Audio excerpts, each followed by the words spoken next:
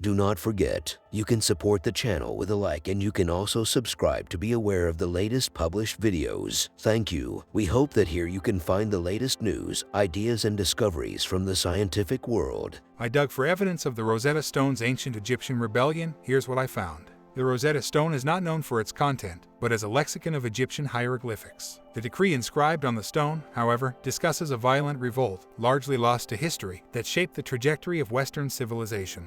Had the young pharaoh Ptolemy V been overthrown, events like the Hasmonean revolt, the affairs of Cleopatra with Julius Caesar and Marc Antony, and even the rise of Christianity may have looked very different. Until recently, the story of the struggle between the Greeks and the Egyptians was known only through Greek sources and shreds of evidence like graffiti. Professor Robert Littman, of the University of Hawaii at Manoa, and I uncovered evidence of the civil war at Tel Timai, the ruins of the ancient city of Thmuis in Egypt's Nile Delta. The archaeological evidence has revealed widespread destruction from the time of the rebellion, 204–186 BC. In 2009, evidence of burned buildings with ceramic vessels still in place first suggested that there had been a catastrophic event at Tel Timai. The destruction was widespread and followed by a leveling and rebuilding of the ruined city. Over the following years, evidence including weapons and unburied bodies that graphically pointed to an episode of extreme violence accumulated. One of the bodies had old wounds and unhealed wounds. A young man was found in a kiln, suggesting he had crawled in there to hide and perhaps died of his wounds. Dating the destruction. Having identified the destruction at the city of Thmuis, we wanted to know why it fell victim to war. Establishing the precise timing of events in archaeological excavations is difficult. The range from radiocarbon dating, for instance, is often too broad to provide a concise date that aligns with historic records. At Thmuis, however, one room held evidence that allowed for more accurate dating.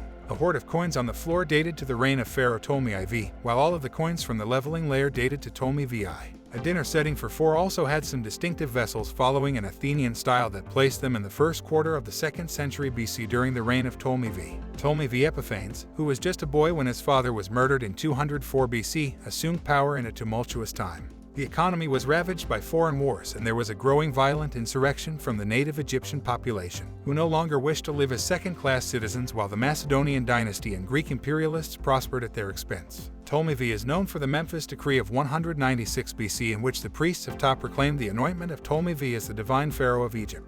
In this decree, they outlined Ptolemy's successful prosecution of the war against the Egyptian rebels and noted his success in besieging a city close to Thmuis. The decree was inscribed on hard stone and copies were placed in all temples. It was written in hieroglyphs, Demotic and Greek, so that all could read it. The most famous copy today was found in the Nile Delta by a French officer in 1799.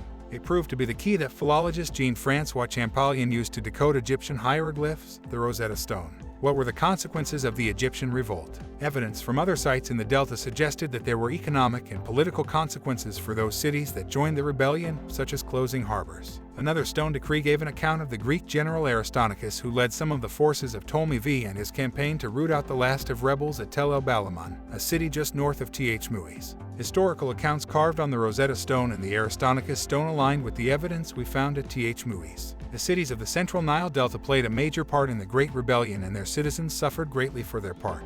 The outcome of the Egyptian revolt against Hellenistic imperialism had far-reaching consequences. The Egyptians had appointed their own pharaohs and, with the help of the Nubians, took control of much of Egypt. After 20 years of conflict, the Hellenistic military machine subdued the rebellion, and the last rebel leaders were murdered when they came to negotiate peace at the Nile Delta city of Sais. Had the Egyptians prevailed, Egypt might have taken a different turn. Their traditional gods of Isis and her son Horus, for example, might not have so easily surrendered their identities to Mary and Jesus with the coming of Christianity. After securing control of Egypt, the Ptolemaic dynasty played a key role in the geopolitics of the Eastern Mediterranean. It supported the Jewish revolt against the Seleucid dynasty of Syria, establishing a Jewish kingdom. And, of course, the Ptolemaic queen Cleopatra was a vital character in the story of how the Roman Republic became an empire. Thmuis was rebuilt as a city full of Greek colonists and soon became the regional seat of power as the Ptolemaic dynasty took power away from Egyptian temple priests who participated in the rebellion. The transformation of Thmuis from a small tributary town to a regional capital reflects the hand of an oppressive government that wanted to make sure that no major revolt from the people they ruled would ever pose a threat to their control again.